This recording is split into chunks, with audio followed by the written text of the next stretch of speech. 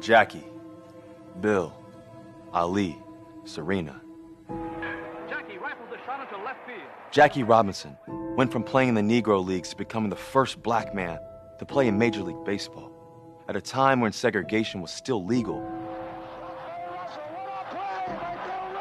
Bill Russell, 11-time NBA champion, first black NBA head coach while playing, awarded the Presidential Medal of Freedom because of his accomplishments in the Civil Rights Movement. I shook up the world. Now what are they going to say about that now, huh? Muhammad Ali, the GOAT, went against the establishment and stood for the freedom movement when it was the unpopular position to take. The day I stop fighting for equality will be the day I'm in my grave. Serena Williams has spent her life dominating the court, but it's her courage to speak against inequality and racism that cemented her as a voice of her generation. But what if we didn't know their names? What if they were never part of the conversation? And there's also this conversation. I can't breathe. I can't breathe. Those were George Floyd's last words. Ahmaud Arbery was just going out for a run and never came home. Breonna Taylor was at home in bed. Our country's work is not anywhere close to done. We need justice. We need true leadership. We need a change, and we need it now. I look at my children, and I pray for a better future, a world where the color of their brown skin doesn't stop them from their calling, from their purpose, from their destiny. I pray for a world where I don't have to fear for my children due to systemic racism from hundreds of years of oppression. The only thing that must die is racism. Black lives matter. So where do we go from here? As millions of people of all colors protest, I see a world of hurt, pain, and despair. But I also see a new generation, a generation that is calling out in desperate need for lasting change. To my white teammates and friends, we need you to lead too. Don't just listen, help. It's important that we keep this dialogue going and this energy alive. Because for centuries, there have been fights for justice and equality in this country, led by Black people. This movement is no different. But as white people, this is the breaking point.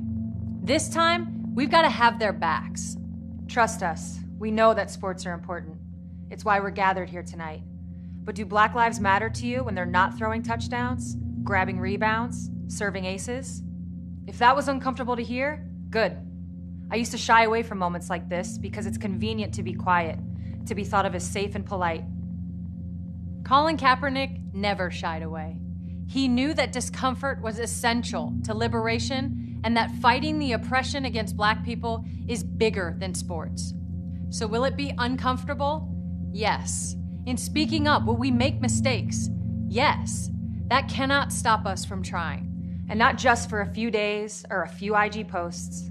This is our moment to prove that we know a better world is one where Black lives are valued. No one deserves white privilege. It's not something we earned. Believing Black people, and not just in instances of police brutality, and then finding your lane to get educated and amplify is the first step. It's great that sports are back, but George Floyd won't be there to see them. Breonna Taylor won't be there to see them. Ahmaud Arbery, Tony McDade, Nina Pop, Rayshard Brooks, Dominique Remy-Felds, Layleen Polanco, Toyin Salou won't be there to see them. We can't let sports try and take us back to the way things were. Every athlete at every level has the power to show what it looks like to fight for what is right. Moments in sports like the 1968 Olympics with Tommy Smith and John Carlos' fist in the air to Colin kneeling, they've helped ignite the conversation around racism. Our return must be part of the fight for justice. Our return can't just return to business as usual. Our return is our turn to stand up for what's right. It's a return we all need because sports inspire. Sports give us hope. Sports make us feel. Sports bring us together. They remind us what it's like to be on the same team. They bring out our best. Tonight, we honor our best. And as teammates, we welcome everyone. This is the 2020 ESPYs.